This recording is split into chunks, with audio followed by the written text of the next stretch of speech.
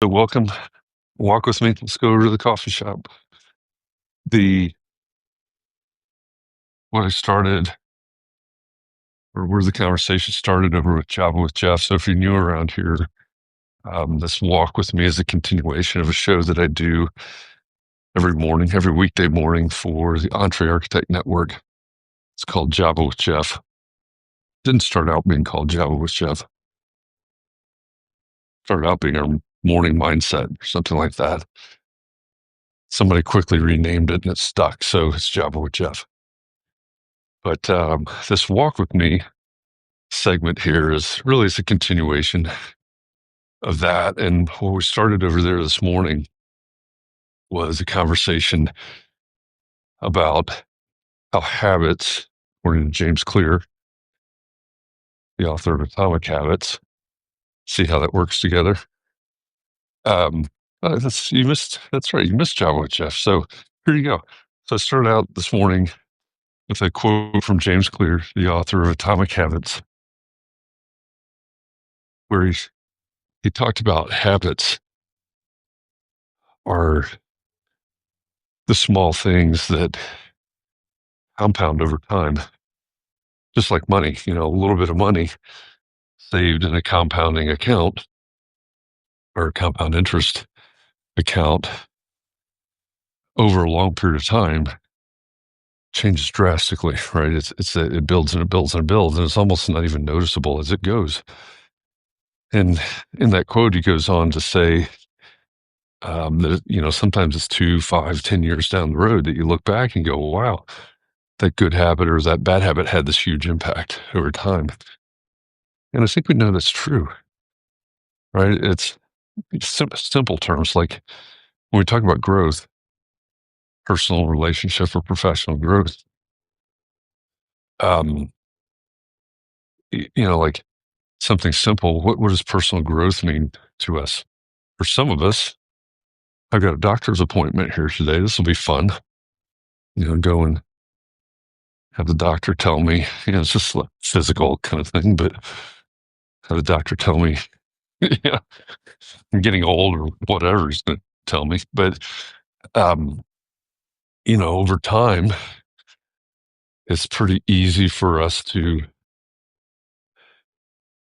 rack up weight. Well, last year I weighed whatever, and this year I weigh 20 pounds more than whatever. It's easy. And and a lot of times we don't even notice it. For me personally, I try to have a high protein, low carb balance in my diet. And, for me, it's kind of where I draw the line on diet is what makes me feel good and when do I not feel good. And so I know that the more protein I have, the heavier I am on the protein side and lower I am on carbs, especially sugar. I mean, this is no mystery to anybody, but the better I feel. So that's how I try to eat. Well, Thanksgiving comes along and my kids, so, Nicole gets snapshots of my kids. I guess very few people know my kids, but they're both athletic. They both work out a lot. One was a college athlete. Um, One in high school was on one of the elite teams in the world for color guard, which is the sanctioning body for color guard competitions, calls it sport of the arts. So it's artistic, but it's also very athletic in certain ways. But so this is the way these kids are wired. They're competitive and they're athletic, and they pay attention to what they eat, and they're also one's in grad school, one's in undergrad, and they also live very college student lives in terms of what they do on the weekends and things. But so we were talking about Thanksgiving, and one of them says, I want a meal that's that's not I forget how they said it. I want a meal that's not a healthy person meal or something like that. Like they didn't want a Thanksgiving, like a pescatarian Thanksgiving or something like that. They wanted all the traditional stuff, mac and cheese with a specific request, the sweet potato casseroles and all that stuff. And so that's what I made some of that, and we made some of that together, and that's what we had. And they after after we had that dinner together, they're going to all the places that they need to go for all the family things. So I ended up with a lot of leftovers. Yeah, like I still got mac and cheese. It was really good, by the way. But um, they've I've got all this food that is almost pure carbs. I didn't do a turkey; I did ham. So there's that. But all this food, it's like, well, I'm gonna eat this food, right? It's made it. Not gonna let it go to waste. Um, and it's not what I normally eat. It's carb this, carb that, sugar this, sugar that. And, at first it's like, oh, well, it's just our Thanksgiving meal, and then the leftovers the next day, and then leftovers and leftovers and leftovers until you get tired of leftovers. You make something else, and then you go back to the leftovers. And pretty soon it's like, whoa, I can actually see or feel an effect of this. So small things, how easy is it for us to change our weight, our mindset, our businesses, anything, relationships through small things. I mean, how do relationships grow? How do relationships deteriorate? It's almost never it's almost never one-off big things. It's all the things that led up to that. And it's I played and coached baseball for a long, long time, and it's easy with young players. Even up into high school, college, even sometimes, depending on the mindset. But it's easy for young players to look at a play, a dropped, a dropped fly ball, a foul ball, a home run that was called foul, whatever. And it's easy for them to look at the game and go, well, that was it. That's how we lost the game. And it's like, no, that wasn't. That was one play. It's always just one play. I played 9 innings, which means that you've got to get 27 outs. You stay alive until you get 27 outs. I mean, that's the game of baseball. It's never one play. It's all the little things. It's pitch after pitch from your starter and whoever comes in relief. It's at bat after at bat. It's foul ball. It's fighting for the next strike. It's having a good eye and taking pitches that should be taken. And it's a baseball game is really the final score of a baseball game is the culmination of what if you count a pitch as a play, which it very legitimately can be. Um, it's the culmination of 250, maybe 300 plays a game. It's not. It's not ever that one play. Nicole says my diet plan is to eat more food. Surprisingly difficult. I get that. That's one of the things I struggle with as well. Um, I'm fairly certain I'm going to hear about that today. For me, it's not only eating enough and at the right times, And I think maybe where you know your version of this is probably, I'm guessing, like um, eating enough at the right time so we're not storing because we're starving at times. That's definitely me. Maybe it's the same for you. And I sometimes I struggle. I really love some of the later evening yoga classes that I go to, and sometimes I really struggle with those. It's like, how do I fuel from those?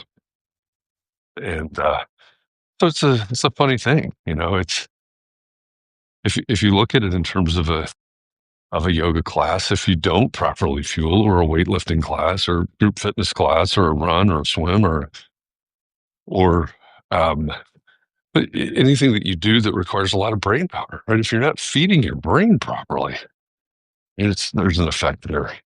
So it's all those small things. And one of the things I kind of based Java with Jeff on this morning, and really the reason that the James Clear quote resonated so much today, was a conversation that I had with a college age person or college student this weekend. And they were talking about all the things that they wanted to do. And I would argue that they're talking about things that they need to do and things that they weren't willing to do.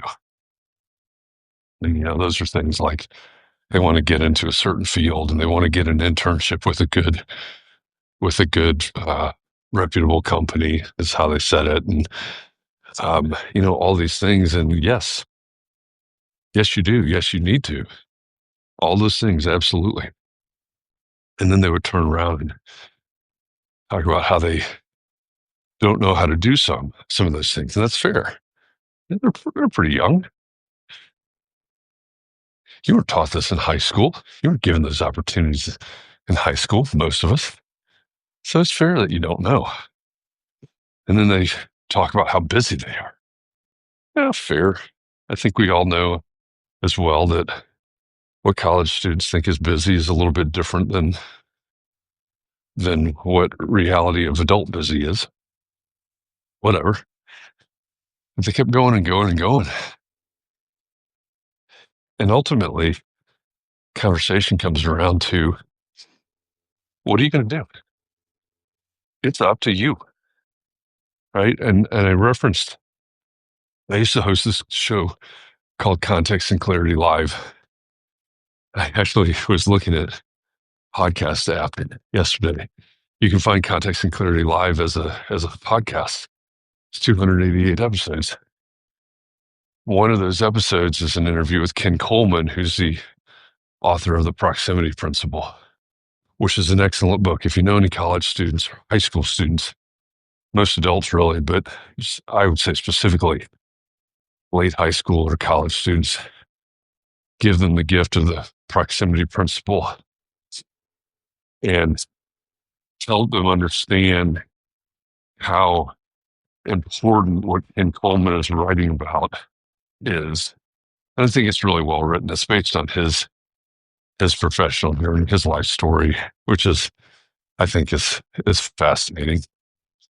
I think it will resonate with a lot of people, but anyway, I remember seeing a clip of Ken Coleman from his podcast, and he's a flagship podcaster on the Dave Ramsey network, big time show. But I remember seeing him on his podcast talking about the fact that you may want help or need help, or you may ask why is no one helping you? Why is no one coming to help you? And his point was, no one's coming. It's up to you. And in fact, if that's the way you're framing it, no one even knows. They're so caught up in their own stuff. We're all doing our own things. And so no one knows. unless you tell them. And two, no one's counting. No one's just magically going to show up for you. You have to do the things. You have to show up and do the work. You have to show up and build the habits that 2 years, 5 years, 10 years later, you turn around and go, oh my gosh, that little thing, I get up 15 minutes earlier every morning to do this. And now, 5 years later, look at the impact it's had on my life. I've said this a number of times as partially as an introduction to myself on this Walk With Me segment. I started taking this walk. I looked it up. I looked it up over the weekend. October of 2020 is when I started this walk. Basically because I read a piece of paper while I was waiting for my ride home from the emergency room. The piece of paper told me statistically I was probably going to die in 2 weeks. And I needed to make some changes or whatever. So what is it now? 5 years, a little over 5 years later, I'm still doing this walk. And the reason for this walk has changed a lot over the years. I don't feel like I'm in any sort of danger like that piece of paper was warning about at this point in my life. And I look back and the way that I've done this walk, I don't know, it's 365 days a year. Maybe I do this walk 320 times a year. I look back at this over the 5 years now. It's like, what has happened? What has changed? How has this walk evolved over the years? I mean, now you're walking with me. So, next evolution, right? And it's just small little things. Day after day, it's just getting up. Not only from here to the coffee shop. Well, the impact that this has had over the years. Back to the college student, one of the things that they said was, I'm busy with this and that and the other. We're all busy. And I'm not dismissing them. That's just reality. It's yes, you're busy. And, no one, they even said, I need someone to do this for me. That is not the way it works. You are not going to get hired. You're not even going to understand what an internship in the field that you think you want to go into. You're not even going to understand what that looks like if magically someone did that for you, right? No one. And they're talking about going to the career center. Yes, you need to go to the career center. You need to go to the career center and learn from them what the requirements are.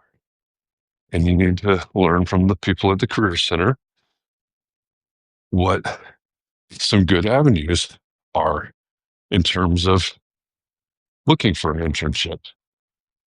Where to look, companies like that. You need to understand from the career center the steps. You need to understand from the career center where the alumni are so you can reach out to those people. All of those things. 100% yes. And one of the things the career center is going to do is they're going to give you that guidance. And they're probably going to give you a checklist or something like that. And they're going to say, okay, go do it. They're not doing it for you. They're not reaching out to the alum. They're not making phone calls. They will help you, but they won't do it for you. And that's the thing. The challenge to that college student was, what's the one little thing you can do every day, right? You can read an article about the field you want to go into. You can read an article specifically about jobs in the field that you want to go into. You can go to LinkedIn. You can connect with people. There's a lot of things that you can do that would take minutes a day. tiny little habits, building tiny little habits, taking small steps that lead to bigger habits eventually. And it's the impact. This person has 2.5 years of college left to go. The things that they could do now, and this is also someone that's far beyond that point in my life. Looking back, if I were in that student's shoes, would I be thinking the same way they are? Not the same way. I'm not wired that way per se, but I still have the same, on some level, the same lack of knowledge, the same lack of understanding about a lot of things. I probably wouldn't be short on action, to be honest, but um,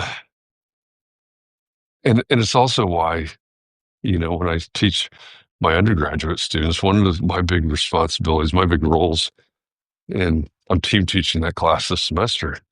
One of my big roles, because all of those students in that class are going to the required internship period next semester, it's helping them. I have an entire course on job search and on using LinkedIn.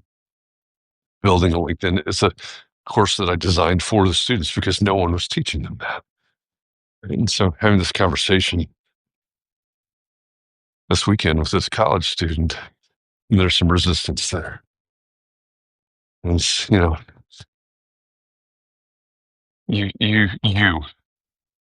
have to do it. You have to show up and do the little things every day. Stop thinking in terms of big things. Start thinking in terms of the little things that I can do every day. It's the habits that you're building. It's all that. That's where the growth comes from. I think if I would really kind of think a little bit more deeply about growth in general, I don't think growth ever comes from, and I haven't tested this yet in my mind, but I don't think growth ever comes from the big efforts, like the big one-off efforts. There's a time in my life where I was working out a lot, lifting a lot of weights, kind of fascinated by bodybuilding, but never really had the body chemistry, I don't think, to make it in that sport. But, it's kind of fascinated by their workouts and things like that. And, these gargantuan human beings, and granted, a lot of them, especially back when I was a kid, a lot of them were, on steroids. There's that, but they didn't get giant like that. And yes, they go into the gym, they're giants, and they move big weights, but they don't go in the gym and bench press 1,000 pounds one time and go home. It's not the way it works. They may be bench pressing, 300 pounds or something like that, but they're doing 300 pounds times 10 reps, times 3 or 4 or 5 sets, maybe several times a week, right? That enormous, what we would think of as enormous weight. It's all relative, but to them, it's not enormous. It's a small amount, smallish amount that they're moving over and over and over and over. And you think about how many workouts they have between competitions. Well, let's just say like the Mr. Olympia competitions once a year. How many times do they push that 300 pounds up on the bench over the course of that year? How many times, when they first broke into the Mr. Olympia level competition, between then and the time that they won it, if they ever won it, how many times did they push that up? That's the accumulation of that many presses over years and years and years and years and years to get to that point. That's where the stuff starts to pay off. So we have to do it. Whether you want to be a bodybuilder or a good friend, a good significant other, a good business person, good for yourself. It needs to start there. But no matter what it is, where you want to grow, what it is you want to accomplish, it's up to you. And the James Clear, the habits that we build day after day after day. It's the compound interest. That's it. Where we're failing financially is not putting our money. When I was young, early in my career, working for big firms, and they had 401ks. And the financial people would always tell you how important it was for you to put as much as you could into your 401k when you were 20 years old, or however old you are in your 20s. The importance of that, because it compounds over time. And whether you did that or you didn't do that is another thing, but that's what we're talking about. Right? It's the action that we take. Again, Jeff's 5 steps to growth. You have to take action until it becomes part of your regular motion.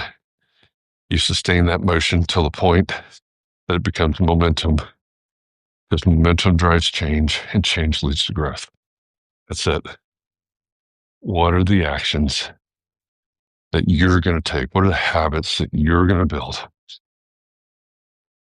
that a year from now, 2 years from now, 5 years from now, 10 years from now, you're going to be able to look back and say, that's what it was about.